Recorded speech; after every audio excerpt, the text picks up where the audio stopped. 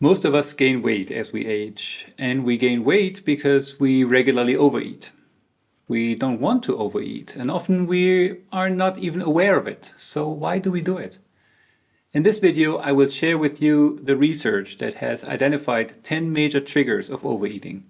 These triggers together explain to a large degree why we gain weight and why it's so hard to lose weight and keep it off. By the end of this video, you will have a clear understanding of why you may be overeating and what you can personally do to prevent or reverse excess body weight gain.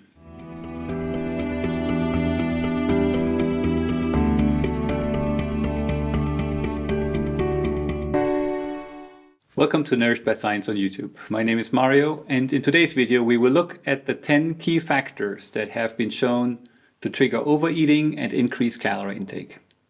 And if we overeat meal after meal, we will gain weight.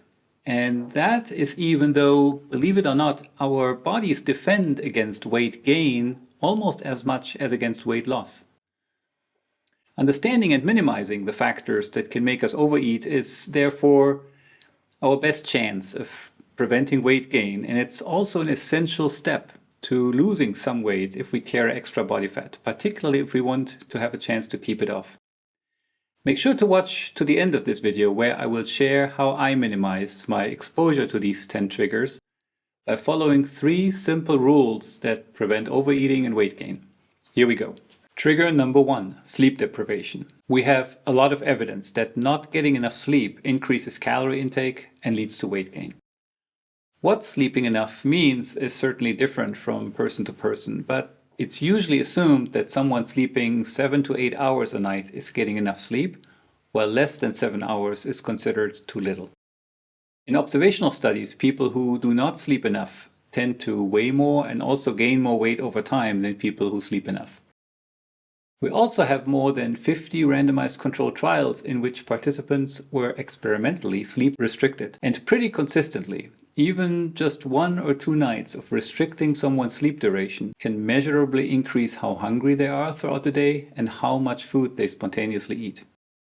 Cumulatively, we have strong experimental evidence that sleep restriction leads to a significant increase in calorie intake and body weight, and also that being sleep deprived makes it harder to lose weight. Let's take a closer look at one of these randomized controlled trials. These authors studied 12 healthy, young, non-obese men and women. That's a small study, but this was a very well-controlled randomized crossover design study where each participant served as their own control. Each participant completed each of 2 study phases in random order. Once, their sleep was restricted to 4 hours per night for 14 days, while during the other study phase, they were allowed to sleep up to 9 hours per night. In both cases, they stayed as inpatient in the hospital, which allowed investigators to monitor how much they slept and also to measure what they ate and how much. The main results were that when participants were experimentally sleep deprived, they ate on average 308 kilocalories more per day than when they were getting enough sleep. 300 kilocalories per day is a huge amount. So it's not a surprise that the participants gained about a pound of body weight during this sleep restricted time. That may not sound like much, but in people who are not trying to gain weight, and in just 2 weeks, that is quite meaningful. And lastly, sleep restriction led to a substantial increase in visceral fat. That's the fat tissue deep inside the belly, which we can see here in this scan across the belly button marked in yellow. So in summary, this and similar studies show clearly that being sleep deprived makes people eat more and gain weight. This effect can be seen after just 1 or 2 nights of sleep deprivation. Now, some of the experimental studies, such as the one discussed here, created a huge sleep deficit by allowing people to sleep only for 4 or 5 hours a night. However, after reviewing this literature, my conclusion would be that even mild sleep deprivation is likely to modestly increase calorie intake and body weight. And so over many years, this could be a big factor. If you need, say, 7 hours of sleep a night, and you consistently only sleep 6 or 6.5 hours, that could very well contribute to a meaningful increase in calorie intake and body weight over time. The conclusion here is make sure to get enough sleep every night. Not only do we feel better and are more productive, but getting enough good quality sleep every night should be seen as a cornerstone of a healthy lifestyle, including a healthy body weight. Trigger number 2, low blood sugar. Normally, when we speak about low blood sugar levels, clinically also called hypoglycemia, we mean a blood glucose concentration of less than 70 milligrams per deciliter, or 3.9 millimoles per liter. And being hungry is one of the classic symptoms of clinical hypoglycemia. So developing clinically low blood sugar levels could induce food intake and potentially increase overall calorie intake throughout the day. However, there is now some evidence that a drop in blood sugar levels below our normal baseline level could trigger hunger and calorie intake even if the blood sugar level doesn't drop into the clinical hypoglycemic range.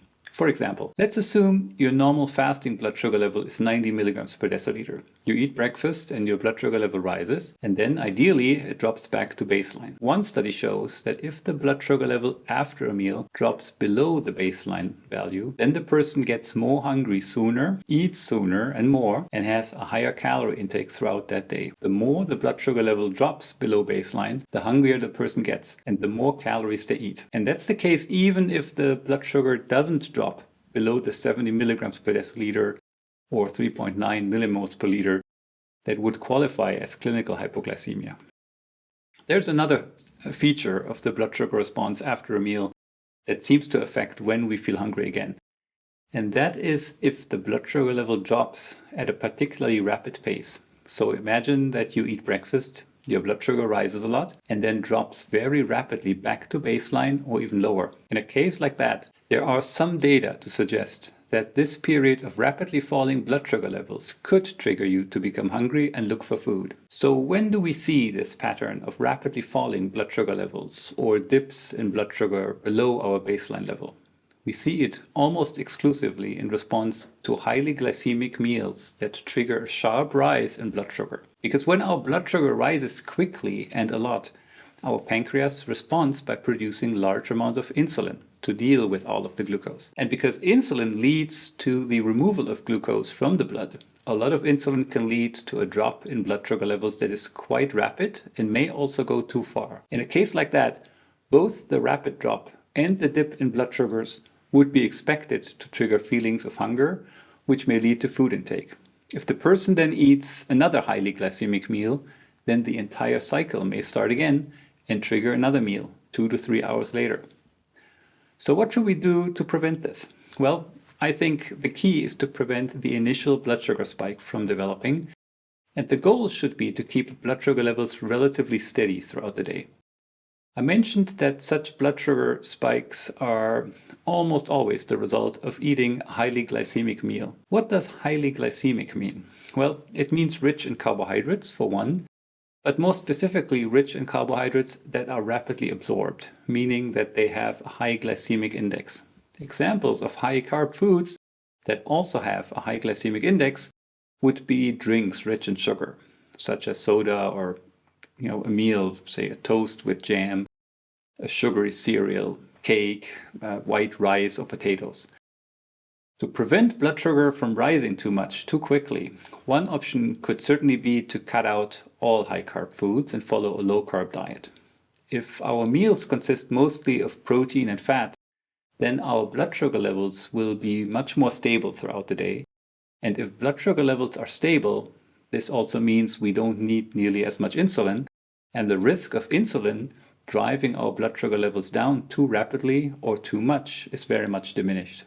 In fact, minimizing this trigger of overeating may well be one of the reasons why low-carb diets can be a good tool to help people control their hunger, cravings, and excessive calorie intake. Alternatively, if someone prefers to eat carbohydrates, eating lower glycemic index foods would be preferable, and using strategies to avoid blood sugar spikes would help as well. Specifically, it would be important to avoid eating what we call naked carbs, but instead consume any high-carb food either with or after protein and fiber-rich foods.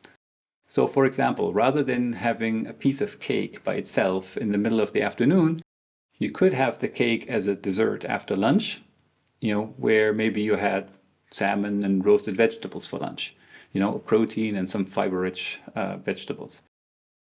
I've made videos about the glycemic index and glycemic load of foods and about strategies to avoid blood sugar spikes. I've linked all of these in the description box below the video. Trigger number 3, hyperpalatability. That's a big sounding word. What does it mean? Palatable means yummy. So hyperpalatable means more than yummy. What scientists mean when they talk about hyperpalatable food is food that is so yummy that whether we want it or not, we cannot stay away from it. And when we eat it, the food leads to some explosion of feeling good in our brains, and we need more and more and more. It's those types of foods that even though we are not really hungry or maybe just had a big meal, we still continue to eat. I guess most of you will be able to tell if a food is hyperpalatable. And so the first thing I'd like to suggest is that you pay some attention to which of the foods you regularly eat may have this quality of hyperpalatability. For those of you who want a bit more science here, there's a long list of colleagues who have devoted a lot of effort to trying to figure out what it is about food that we humans find the most rewarding.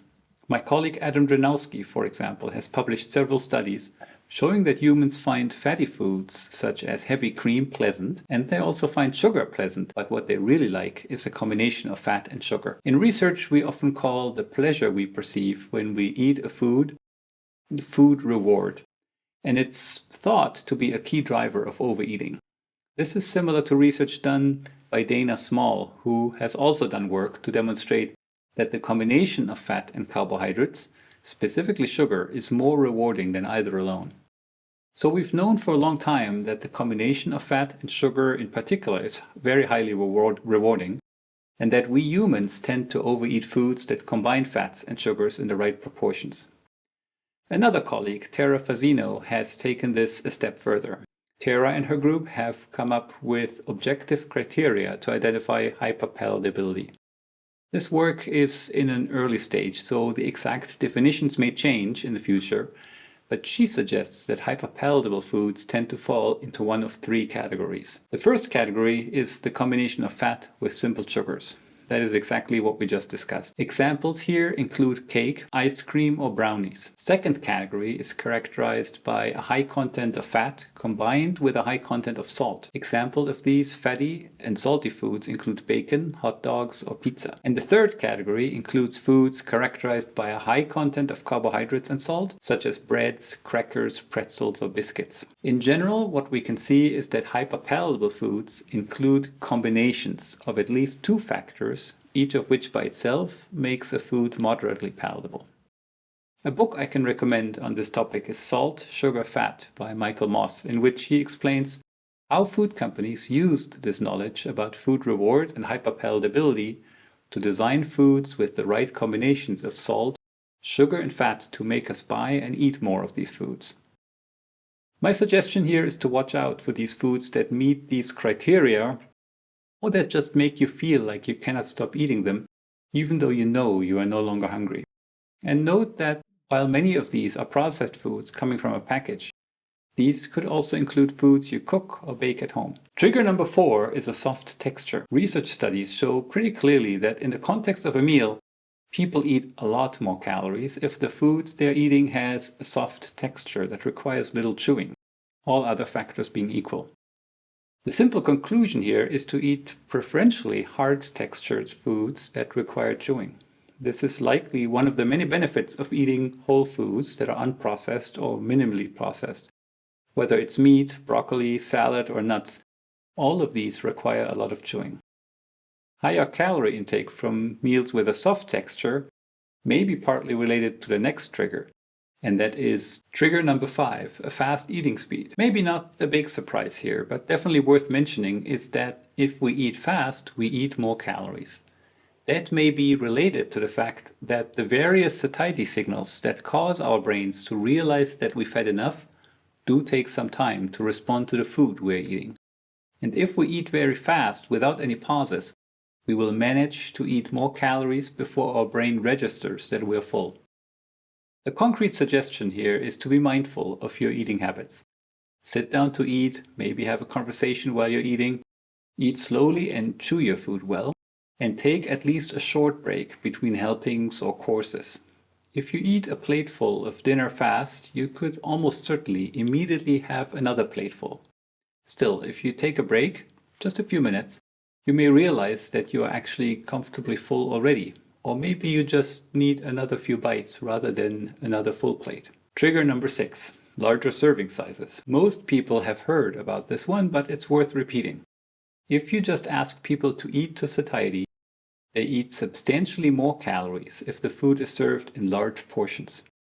There have been at least 18 randomized controlled trials looking into the effect of serving size or portion size on calorie intake.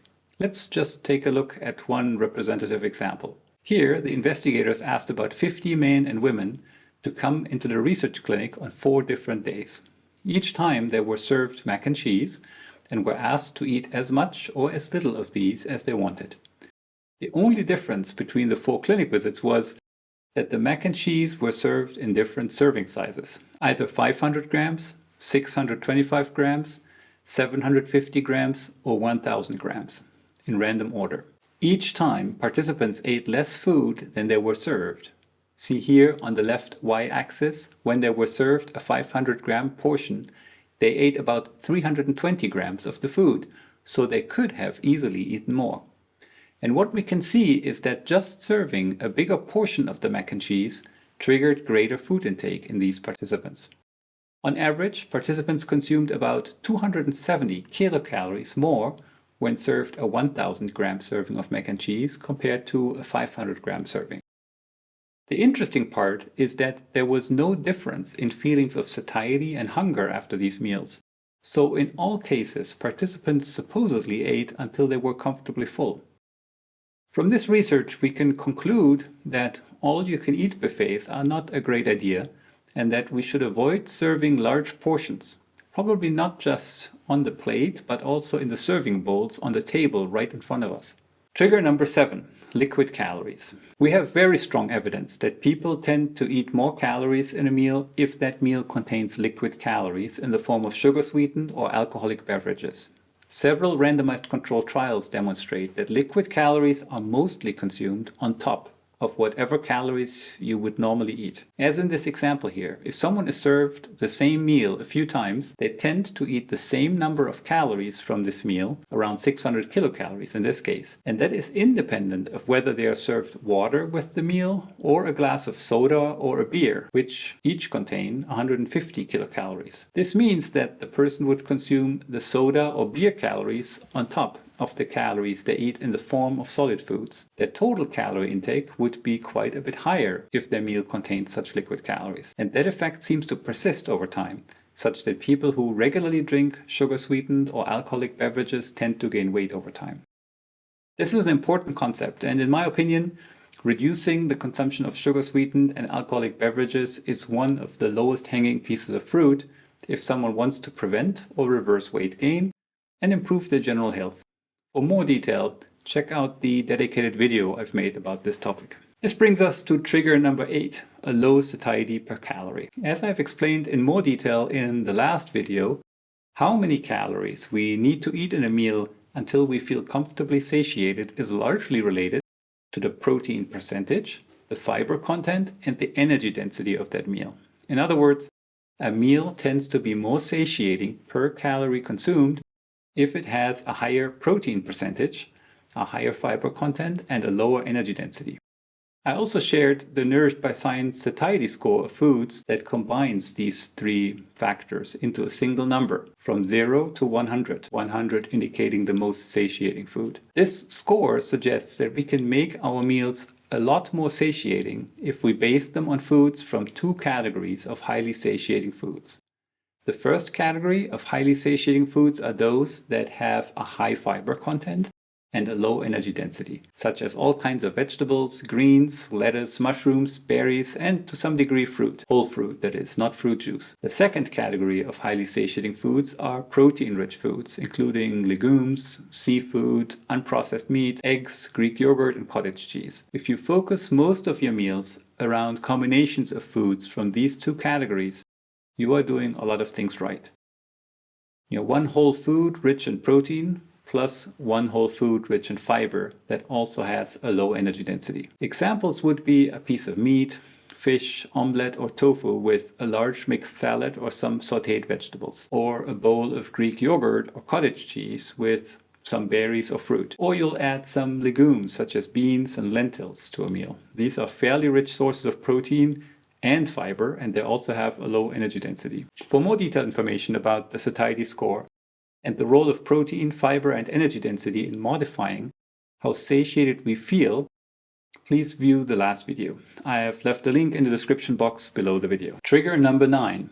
Ultra-processed foods. Ultra-processed foods are industrial formulations that are made from substances isolated from whole foods, plus ingredients not normally used in the culinary preparation of foods. Industrial formulations means that most of the time these foods are designed in a lab, made in a factory, they're packaged, and usually have a long shelf life. With substances isolated from whole foods, we mean that they don't contain, say, an ear of corn on the cob, but instead high fructose corn syrup isolated from corn and modified in a lab, corn oil extracted from corn, and things like modified cornstarch. So they're usually rich in isolated sugars or syrups of some kind, starches or modified starches, and isolated fats or oils. They are also usually rich in salt, and they contain food additives that are not normally used in the kitchen, such as emulsifiers, caking agents, thickeners, artificial colors, artificial or natural flavors, flavor enhancers, etc., etc. Based on the so-called NOVA classification system, that categorizes foods based on their degree of processing, ultra-processed foods are in NOVA category 4. Now, ultra-processed foods are interesting because humans basically ate zero ultra-processed foods up until maybe 80 or 100 years ago, simply because we didn't have the processing capabilities to make these types of foods. And what we can say clearly is that as the food industry in industrialized countries has produced more and more ultra-processed foods, we have seen the emergence of the obesity epidemic. Now, of course, many things in our diet and lifestyle have changed over the last 80 or 100 years, so it's impossible to know to which degree ultra-processed foods are to blame. However, I'd say that several lines of evidence strongly suggest that ultra-processed foods have played an important role in the obesity epidemic worldwide, and that replacing at least some of the ultra-processed foods we are eating with unprocessed or minimally processed foods should be a top priority for anyone interested in the prevention and reversal of excess body weight. For one, ultra-processed foods tend to have many of the other qualities that we have discussed in this video here and in the previous one about satiety that would make it likely that people overeat on a diet rich in ultra-processed foods. Ultra-processed foods tend to be low in protein, low in fiber. They have a high energy density, meaning that they have a lot of calories per gram. They tend to be highly glycemic because they usually contain sugar, syrups, and refined carbs, which means they tend to trigger major swings in blood sugar and blood insulin, which could give rise to low blood sugar levels. They are industrially designed to be hyperpalatable because they often are just the perfect combination of salt, sugar, and fat. They also often tend to have a soft texture, and they come in oversized packages, so large serving sizes. And many ultra-processed foods are also liquid calories, such as soda or energy drinks. If we compare different countries, we find that the obesity prevalence tends to correlate with the percentage of foods consumed that are ultra-processed. Countries in which the majority of foods are ultra-processed, such as the United States, the United Kingdom, Canada, and Australia, have the highest obesity prevalence. In contrast, countries that have not yet adopted ultra-processed foods widely, such as these southern European countries here, have a much lower obesity prevalence. And within each country, those who consume the most ultra-processed foods tend to weigh more and gain more weight over time. Lastly, we have evidence from a well-controlled randomized controlled trial that people who are served ultra-processed foods massively overeat them compared to a diet consisting mostly of unprocessed or minimally processed foods. So we can say with some confidence that eating a diet rich in ultra-processed foods triggers overeating and likely weight gain. Why that is, we can only guess at this point. But as I mentioned, most ultra-processed foods combine several of the triggers we discussed here that cause overeating. There may be other factors on top of the ones mentioned, but I personally feel strongly that we know already quite a bit. And so, in my mind, this is sufficient to recommend that people who are interested in preventing or reversing excess body weight aim to replace at least some of the ultra-processed foods they are eating, with unprocessed or minimally processed foods from NOVA categories 1 to 3 here. For more information on this topic, I have linked 2 videos below on ultra-processed foods and their relationship to the global obesity epidemic. And lastly, our 10th trigger of overeating, various psychological factors. Now, I'm just mentioning this here because, of course, our own psychology plays a major role in our eating behavior, including which foods we eat and how much food we eat. It's very clear that we often eat even though we are not really hungry, or we continue eating even though we are already comfortably full. Discussing the various psychological factors that could play into this, considering which of these may apply to our own situation, and taking steps to address them, is in my opinion a major key to a healthy body weight. I'll discuss this in more detail in a separate video.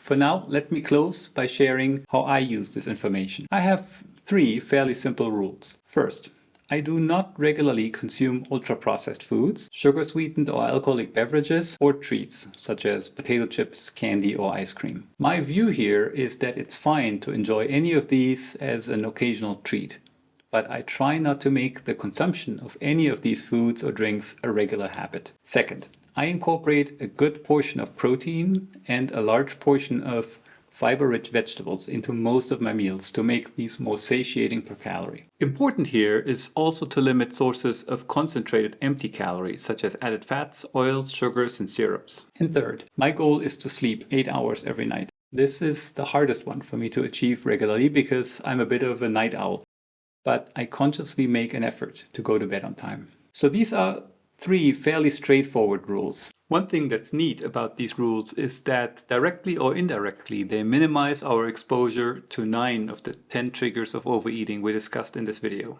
I'll talk about this more in the blog post. The only one that we haven't yet addressed are the psychological triggers of overeating, and so I'll add a 4th rule in the next video when we discuss these. For now, we'll have these 3 rules here, and I think they form a very solid basis to prevent or reverse excess body weight. What I like about them is that they can be implemented irrespective of which way of eating you prefer, low carb, low fat, or a mixed diet. I think sticking to these rules could be helpful for anyone. Okay, that's it for this video. If you enjoyed this, or if you learned something new, please share it with anyone you think may be interested. You'd also do me a massive favor if you pressed the like button below the video. And of course, if you're interested in content such as this about nutrition and the prevention of chronic disease, make sure you're subscribed to the channel. As always, I have provided a link to the blog post associated with this video in the description box below. All references are also in that blog post. Until next time, take care.